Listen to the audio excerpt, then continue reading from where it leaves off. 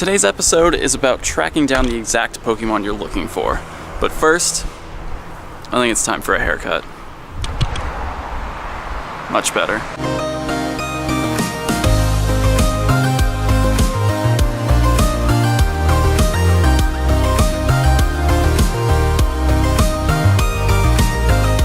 What's up, trainers? I'm here at the park, and I've realized a lot of you don't know my name. I'm Nick, and I'm here training this gym up where my dude SDCB is holding it down for Team Instinct with a 2300 CP Dragonite. So, SDCB, if you're watching, I see you. I'm using my Vaporeon, which during yesterday's research I found out has perfect IVs, so I'm pretty stoked about that. It also has the ideal moveset, Water Gun, and Water Pulse, so this is pretty much a perfect Vaporeon. You'll notice that sometimes when I dodge, I still take a little bit of damage. That's because each move has a timing window. So you can dodge. If you dodge at the right time, you'll avoid all of the damage, but if you dodge a little early or a little late, you'll still take a little bit of damage. Let's see if I can make it through this Gyarados. That's a lot of damage. Dodged that one. Oh, come on, come on. Yes. Alright, I'm definitely not going to get past the Snorlax, so I'm out. There it is. Plus 560 prestige, a little bit of experience. I'm going to go ahead and finish training this up to level 6 so I can leave a Pokemon here. But after that, we're going to talk about tracking down Pokemon that you're looking for. I just want to mention, I don't actually listen to Chelsea Grin. I borrowed that shirt from my girlfriend who actually doesn't listen to Chelsea Grin either. Anyway, back to the episode.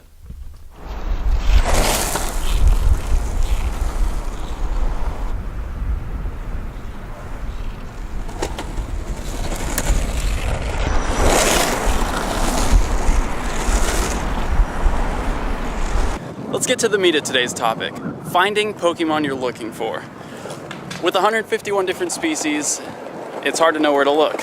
But there are quite a few tools and sites that you can use to make your search a little bit easier. When you're just starting your search and you have no idea where to begin, I recommend the Silph Road's web app. If you're not familiar with the Silph Road, I really suggest you check them out on Reddit.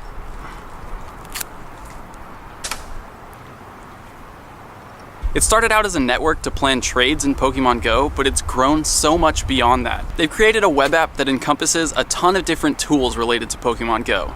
The one I'm recommending here is the Global Pokédex. The web app has limited access right now, but if you go check out the subreddit, they're giving away some access codes over the next few days. They're planning to release the app on native platforms, meaning Android and iOS, soon, so once that happens, they'll be public and available for everyone to use. The Silph Global Pokédex allows users to report sightings of Pokemon they've encountered. The reason I recommend this over any other crowdsourced Pokemon map is because the Silph research team is doing a lot with the information you submit. Not only does the app record the location where you found the Pokemon, it also takes into account things like type of terrain, weather, time of day, even moon phase. The Silph research team then uses this data to get a better idea of how spawns work in Pokemon Go. They actually did a video about their findings from the beta test, and it's on their YouTube channel, which I've linked to in the description. Now let's talk about using the Pokédex to find a Pokemon you're looking for. First, you're going to choose the species. I'm looking for Onix today. Beyond just a map, the app gives you a ton of useful information, including typing, base stats, possible movesets, and even the different CP levels that trainers have encountered the Pokemon at in the wild.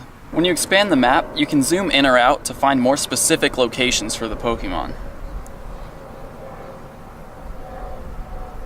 I'll be honest with you guys, I checked the map before I chose this park, so I know that some Onix have been sighted here.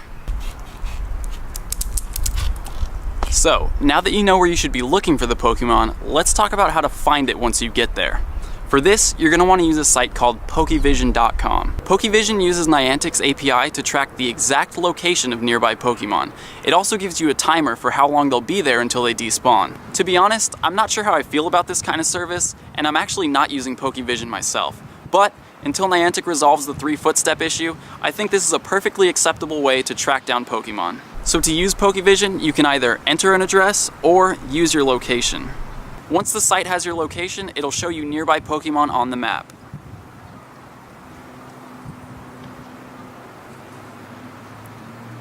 Zooming in, I can see there is in fact an Onyx, and it's right across the street. I've only got about 7 minutes to find it, so let's go see if we can do that.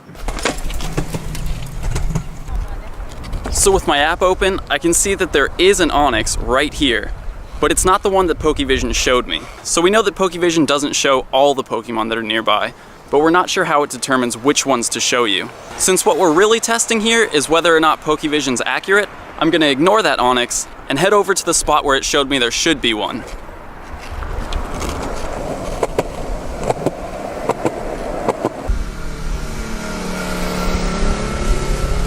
All right, here it is, right where it said it would be.